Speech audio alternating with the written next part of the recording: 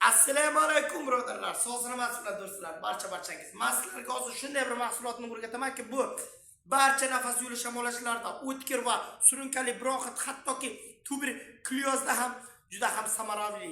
Undan tashqari buyrak, qovoq, peshob yo'lidagi va bo'g'imlardagi infeksiyalarni o'ldirib, tanadan chiqarib yuborish xususiyati mavjud. Qarang, bu mahsulotimiz nimalardan iborat bo'ladi? Do'stlar, haqiqiy toza asal olasiz va idishni qaynab turgan suv idishining ichiga solasiz.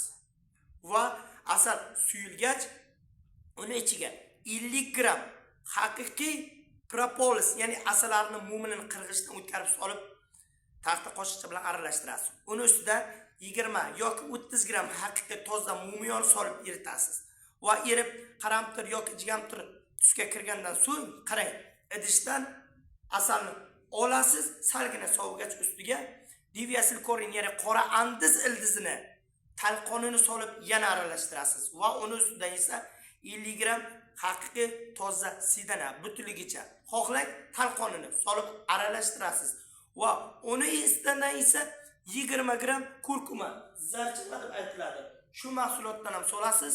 Tabga qarab xohlang soling, xohlang solmang, 10 yoki 20 gram gvazdika ham solib yuborasiz. Talqonidan faqatgina aralashtirganingizdan so'ng o'sha idishni qopqoni mahkam yopib, teskari qilib qo'yasiz va 5 kun saqlaysiz. Keyin 1 yoki 2 yalamdan 2-3 mahal och qoringa iste'mol qiling. Xudo xolasa 1-2 oy shu mahsulotni iste'mol qiling, ko'rasiz, o'ylaganingizdan ziyoda natijaga erishasiz. Agarda tayyorlay olmasangiz, mana tayyor idishchasi bor. Ana shu 180-200 gram atrofida 125 ming narx qo'yilgan.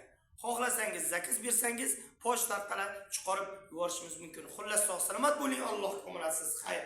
O'zingiz va yaqinlaringizni asrang asosiysi.